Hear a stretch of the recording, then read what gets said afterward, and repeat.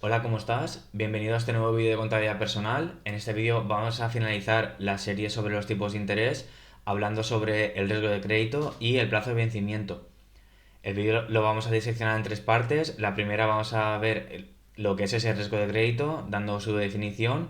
La segunda parte veremos cómo se cualifica ese riesgo de crédito para personas individuales y para empresas. Y por último, vamos a finalizar el vídeo enseñando lo que es el plazo de vencimiento. Así que, si no sabes quién soy, me llamo Víctor Fernández, soy el creador de contabilidad personal y la persona que está detrás de los vídeos y del blog de contabilidadpersonal.com. Si te interesa el vídeo, por favor, dale un like, comenta para que el algoritmo lo esparza por ahí y llegue este vídeo a cuantas más personas mejor. Y si te interesa el vídeo, quédate hasta el final para ver todo el contenido. Así que sin más, dentro vídeo.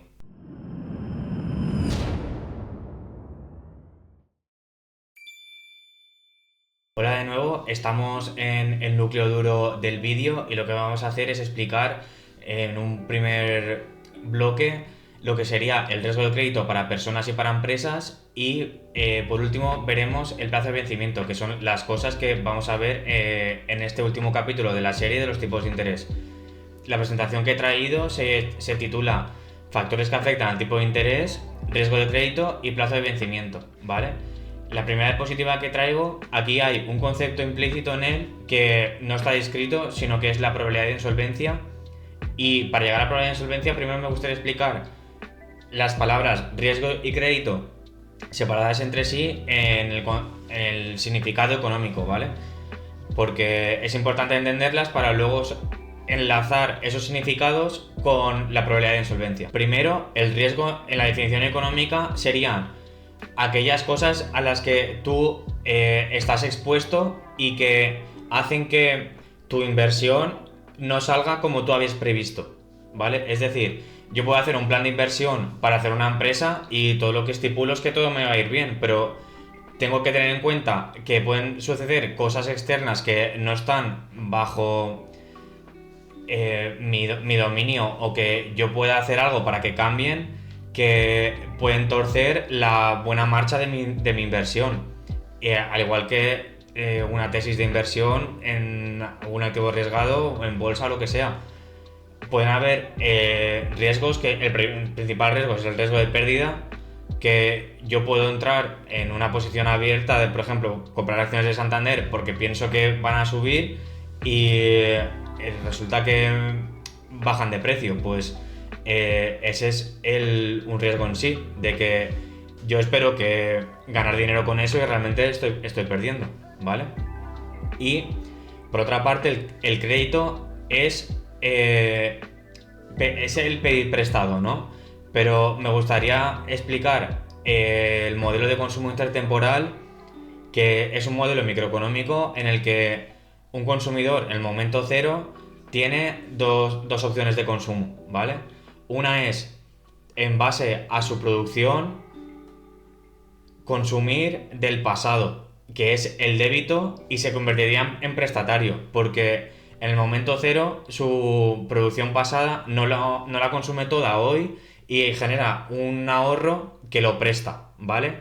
Y lo presta a quien en el momento cero, ahora, con toda su producción, no tiene suficiente y lo que hace es su producción futura traerla al presente y consumirla ahora. Entonces, la producción futura la debe y la pagará cuando llegue ese plazo, ¿vale? Y eso es el crédito, ¿vale?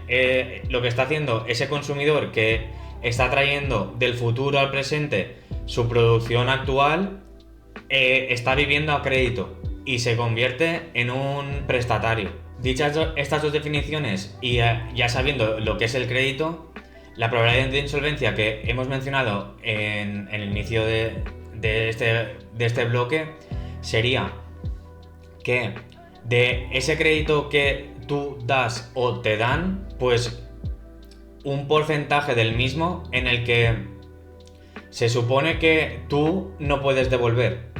Es decir, lo normal es que cuando pidas un crédito o te dan crédito es porque la contrapartida asume que se lo vas a devolver, porque si no, no te lo daría.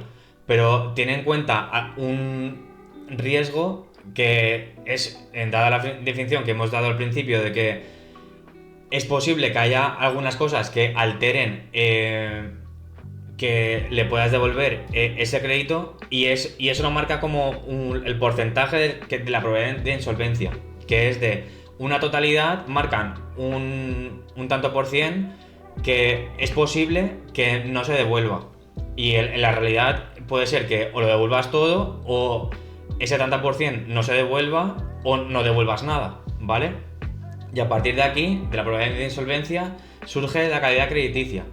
Que la calidad crediticia es la distancia entre esa probabilidad de que no devuelvas una parte de lo que has pedido, de ese crédito que has pedido, y que efectivamente no devuelvas lo que has pedido.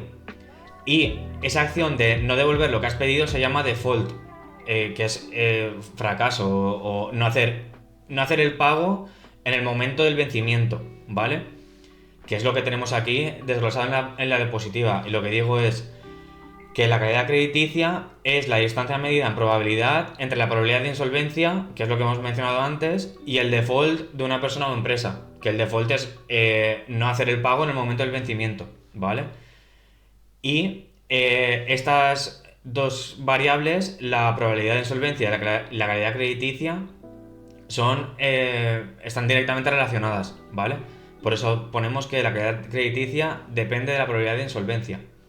Si tu probabilidad de insolvencia es baja, tu calidad crediticia es alta y viceversa. Y lo vemos mejor en esta diapositiva, en la que decimos que el riesgo de crédito es el riesgo de que la calidad crediticia de la contrapartida se deteriore, y la calidad crediticia se aumenta, tu riesgo de crédito baja.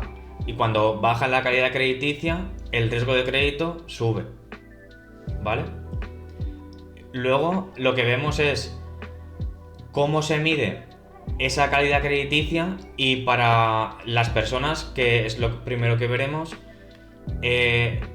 sale lo que se llama como rating, y es poner una calificación sobre la calidad crediticia o tu capacidad de devolver ese crédito o esa deuda que has contraído, ¿no? Y en una definición de lo que es un rating es una opinión emitida por una agencia especializada sobre la posibilidad futura de que un emisor afronte sus compromisos de pago en su debido tiempo y en su totalidad. El primero que traemos es un modelo actuarial que depende de lo que tú haces con tu dinero, con tus pagos y tal, y es lo que se llama credit scoring, que este es el que se emplea aquí en Europa, y luego veremos otro que está en Estados Unidos. Lo que hacen es, según unas variables que son las que tenemos aquí, edad, estado civil, ocupación, antigüedad en el trabajo, ingresos anuales y número de años viviendo en la propiedad, le dan una ponderación y te dan una puntuación a todas esas variables. La multiplican y eso da un número. Ese número es tu credit scoring, ¿vale? Y en función del total, ellos tienen una norma de decisión, o sea, los bancos o la gente que presta dinero, que si, por ejemplo, en este caso, si está por debajo de 65 es insolvente y no te darían el crédito. Si está entre 65 y 100, sería dudoso y necesitarías obtener más información para poder darle ese crédito. Y si es mayor que 100 es solvente y se le otorga el crédito, ¿vale? Luego tenemos otro modelo actuarial que es el FICO Score, que es el mismo que el que hemos visto antes, pero tiene otros rangos de calificar esa calidad crediticia de las personas, y se usa en Estados Unidos, ¿vale? Y este es un puntuaje que pones pues de 670 a 739, la calidad crediticia es buena, y si va hacia abajo es mala, y si va hacia arriba es excelente, y así pues los bancos te dan más crédito o menos, ¿vale?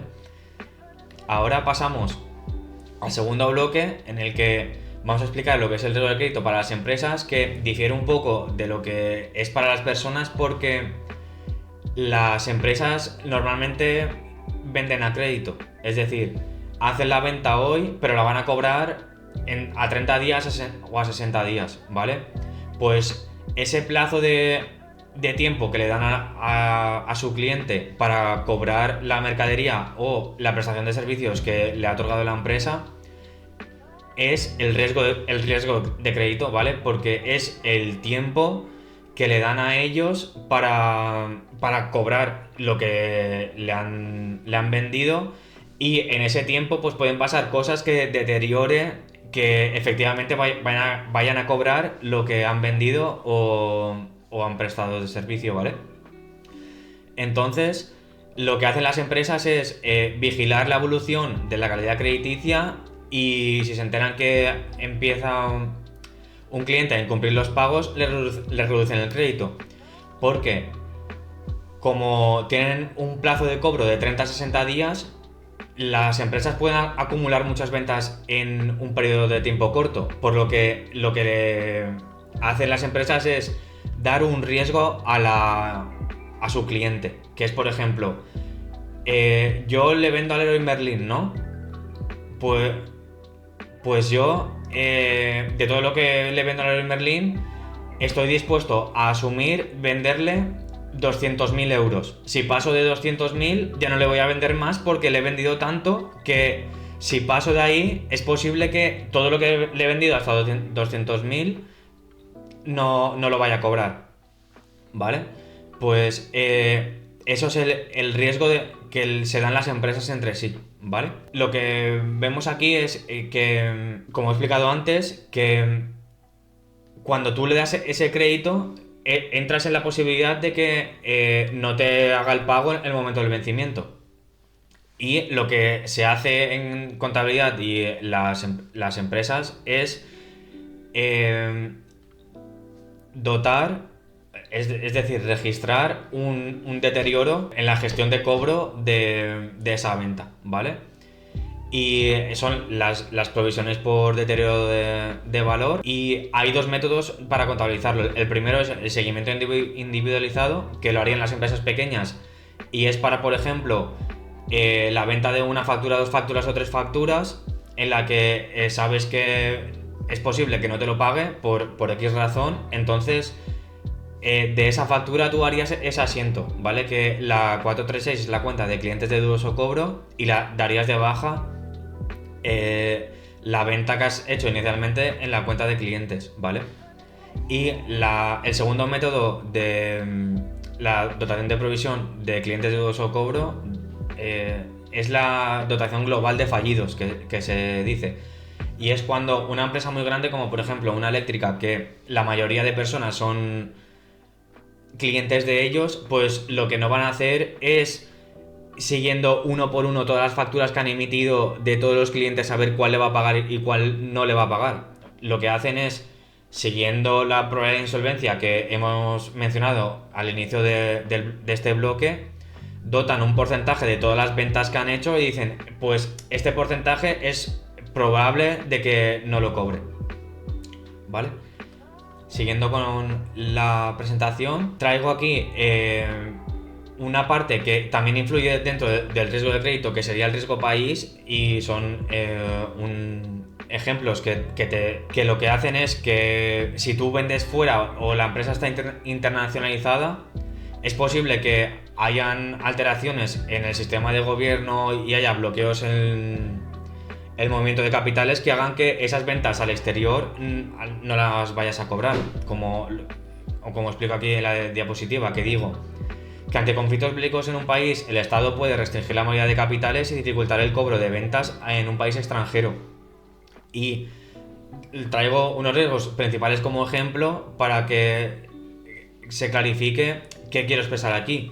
Y puede ser un riesgo soberano, el riesgo de transferencia, que los he dicho en un principio, que el soberano es el Estado, y que diga a tal empresa ya no le envíes más dinero. Se acabó el tema de cobrar o de venderle ahí, porque ya sabes que el Estado le ha prohibido a esa empresa que te pague. El riesgo de transferencia sería el bloqueo de capitales.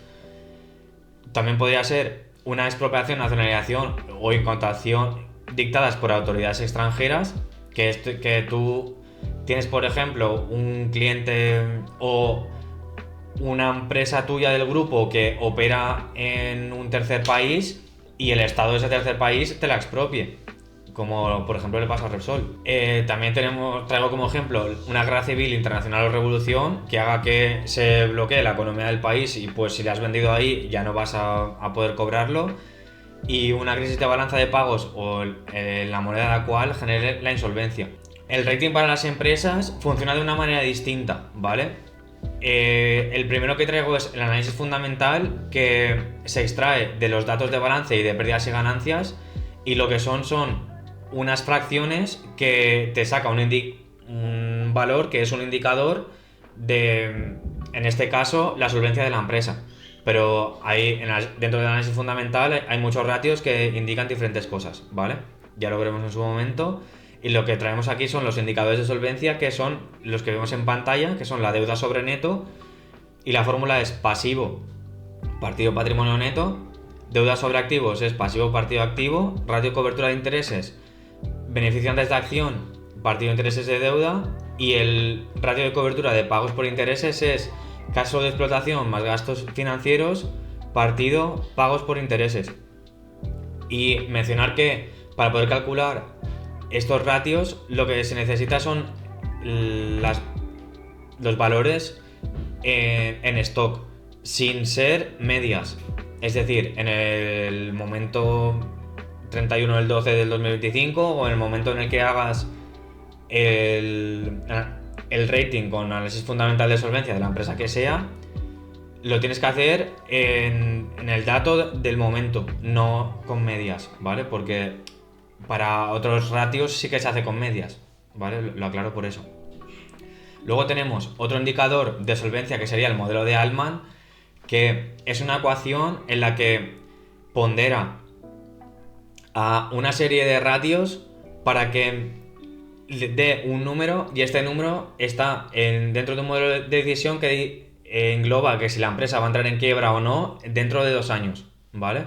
Y tenemos aquí la fórmula que es 1,2 por X1, que X1 es fondo de maniobra partido activo, X2 es beneficios retenidos partido activo y este se multiplicaría por 1,4. Los beneficios antes de intereses o impuestos, que es el BAI, partido activo, es el X3 y se multiplicaría por 3,3. Luego tenemos el siguiente ratio, que es valor de mercado de acciones partido valor en libros pasivos, se multiplicaría por 0,6. Y por último, las ventas partido activo se multiplicaría por 0,9. Todo eso da un número, y si se encaja si te da más de 3, la insolvencia es improbable dentro de 2 años. Si está entre 2,7 y 3, alerta, hay que ir con cuidado. Si es de 1,8 a 2,7, moderada posibilidad de insolvencia, y si es menor a 1,8 es alta probabilidad de insolvencia, es decir, está cerca de la quiebra, ¿vale? El último rating que os traigo son agencias de calificación como Moody's o Standard & Poor's, que son muy famosas globalmente, y lo que hacen es esta tabla de aquí, que dividen en 2 grandes bloques el grado de inversión, el grado de especulación, la calidad crediticia de un emisor de deuda o renta fija, que pueden ser empresas o estados, ¿vale? Y tenemos que el grado de inversión, pues aquí cada uno le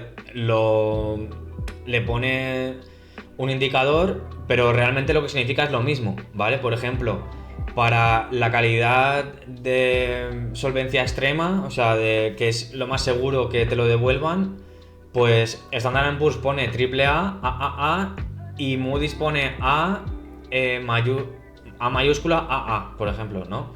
Y conforme vas bajando, tienes impago, y unos son grado de inversión y el otro grado de especulación, ¿vale? Esto pues ya ellos mismos te van indicando si es probable que te devuelvan esa inversión que has hecho en renta fija o no, ¿vale? Y vamos a pasar ya al segundo bloque de este vídeo, que es el plazo de vencimiento. Y lo que os traigo es la ETI, ¿vale? Que es un concepto súper importante dentro de las finanzas, que es la estructura temporal de tipos de interés, ¿vale? La estructura temporal de tipos de interés es un gráfico que en el eje de las X tiene el porcentaje de tipo de interés y en el eje de las X marca el tiempo, ¿vale? Y tiene diferentes implicaciones, como vamos a ver ahora, en el que la primera sería un indicador de política monetaria, porque primera, los precios de los bonos reflejan las expectativas de los participantes en el mercado respecto a la evolución de los tipos de interés a corto plazo. Esto lo que quiere decir es que como en las ETIs tenemos todos los tipos de interés para todos los plazos, lo que mira el inversor es si a corto plazo se dispara ese tipo de interés, significa que el riesgo de insolvencia aumenta, por lo que no va a alocar ese capital ahí y lo va a llevar a otro activo de riesgo en el que sea más probable que le devuelvan el dinero, ¿vale? Y como indicador de política monetaria está la hipótesis pura de expectativas, que lo que dice es que el interés a corto plazo es igual al interés de largo plazo. Pero eso en la realidad no pasa, porque una de las cosas que tiene el plazo de vencimiento es que cuanto más tiempo pase entre que yo pida el crédito y que me devuelvan la cantidad que he pedido prestada, aumenta la probabilidad de que pasen cosas y que aumente la probabilidad del deterioro del crédito que he pedido. Por lo que pasa en la realidad es que a largo plazo ponen una prima de riesgo. ¿Para qué? Para premiar al inversor de corto plazo que haga la inversión ahora a largo plazo y le dé más rentabilidad sobre la inversión que ha hecho ahora, porque es más probable que a largo plazo le sucedan cosas que no le devuelvan esa inversión que ha hecho hoy, ¿vale? Y lo que hacen con la ETI como política monetaria es que la analizan y la vigilan para analizar la situación actual de la política monetaria. También da expectativas de los agentes, la percepción del riesgo y el grado de confianza ante el mantenimiento de la misma, ¿vale? Aquí lo que tenemos es que marca, como he visto antes, las expectativas de los agentes, y esto quiere decir que si ven que un emisor de deuda se empeora su calidad crediticia, lo que hará la ETI es subir la pendiente, porque va a marcar que en cada plazo es más probable que no devuelva el crédito, por lo que ese emisor de deuda se va a tener que financiar más caro. Esas son las expectativas de los agentes. También son las percepciones del riesgo, que están ligadas, porque si ven que, como por ejemplo pasó en Grecia, o si hay alguna empresa que emite bonos y hay alguna mala noticia sobre que hace default en el momento de pagar el bono, los inversores cambian su percepción del riesgo, aumenta su riesgo en función de esas malas noticias y ya no les financian, por ejemplo, ¿vale? Y por último, si han aplicado un tipo de política monetaria para que se estabilicen los tipos de interés y que tengan una ETI clara, que esté marcada en cada plazo, si los gobernadores de los bancos centrales alteran esas políticas monetarias o esas decisiones de estabilización de los tipos de interés, van a hacer que los inversores no confíen en que los plazos el precio del dinero en cada momento del tiempo varíen, y que puede alterar las decisiones de inversión de los inversores, ¿vale? Otras aplicaciones serían como indicador de teoría económica, y esto realmente se habla mucho de esto, aunque se usa en otra cosa que veremos más, que es que la pendiente de la ETI se utiliza para predecir la actividad económica futura. Y esto haremos un mini análisis al final con unos ejemplos que he traído, y es que si la pendiente es positiva, refleja que la economía en sí o el país tiene una economía robusta y en aceleración económica. En cambio, cuando se aplana o está en pendiente negativa, es un indicador de desaceleración o estancamiento de la economía, ¿vale? Y lo que hace esas cosas básicamente es lo mismo que hemos explicado antes, que permite analizar la formación de expectativas, relaciones entre los tipos de interés a corto y largo plazo y la transmisión de política monetaria a variables macroeconómicas, ¿vale? Es lo mismo que hemos explicado antes, pero relacionado con cómo va a ir la economía. Y siguiendo con las aplicaciones, vamos a ver las que están relacionadas con la economía financiera. Y en un primer lugar, mencionar que la ETI sirve para valorar activos de renta fija a partir de la aplicación del principio de inexistencia de oportunidades de arbitraje.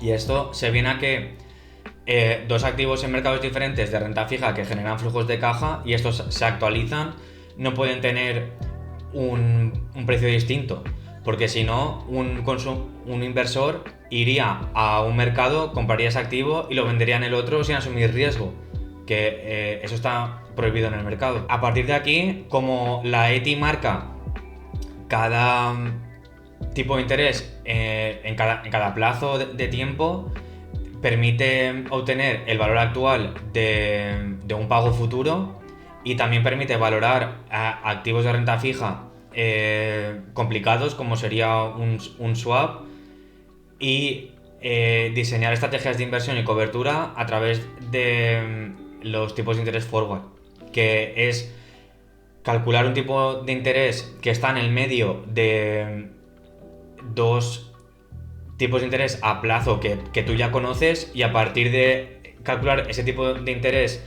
del medio, sacar un tipo de interés a plazo de 2 años, por ejemplo. Es decir, yo tengo el tipo de interés a 5 años y a 7 años y no tengo el tipo de interés a 6 años. Entonces yo lo que hago es calcular el tipo de interés medio entre 5 y 7.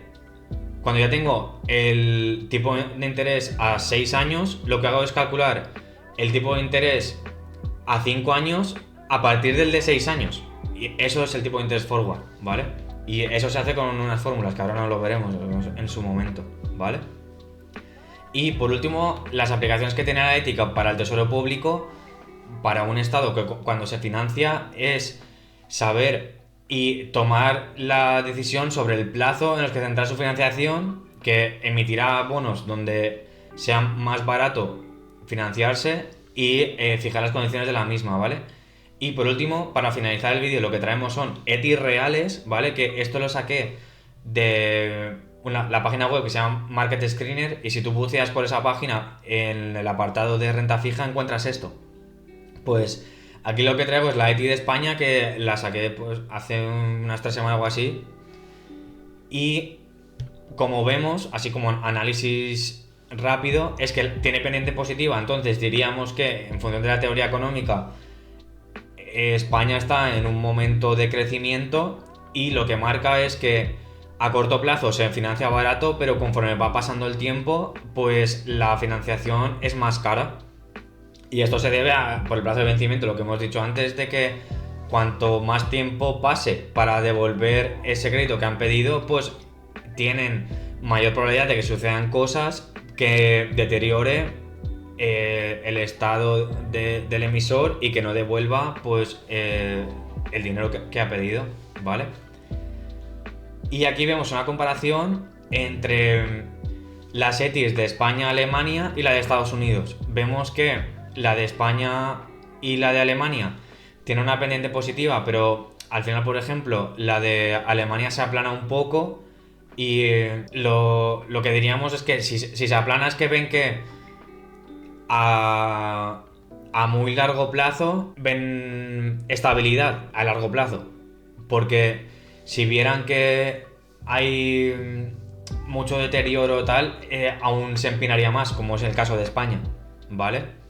Otra cosa que vemos es que la de Estados Unidos es la azul y claro, como ahora mismo en Estados Unidos el gobernador de su banco central, bueno, ha subido los tipos de interés para frenar la inflación, la financiación del Estado es más cara, por eso la ETI está mucho más arriba, ¿vale? Pero otra cosa que vemos es que realmente la ETI está un poco plana. No tiene pendiente del corto al medio plazo.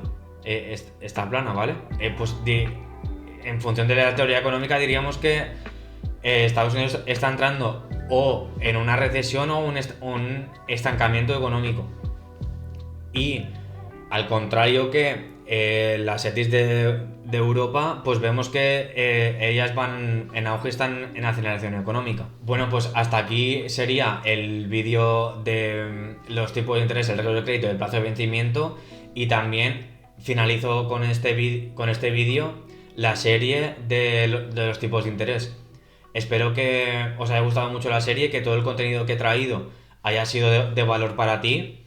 Que si, al igual que digo siempre, me despido de todos los vídeos, si crees que es importante el contenido que estamos mostrando, nos des un like, comentes cualquier cosa para que el algoritmo de YouTube dé a conocer nuestros vídeos y nos dé un alcance mayor. Y nada, que sepas que todo el contenido que ponemos aquí también lo desglosamos en nuestro blog de contabilidad personal. Y nada, me despido y nos vemos en el siguiente vídeo. Chao.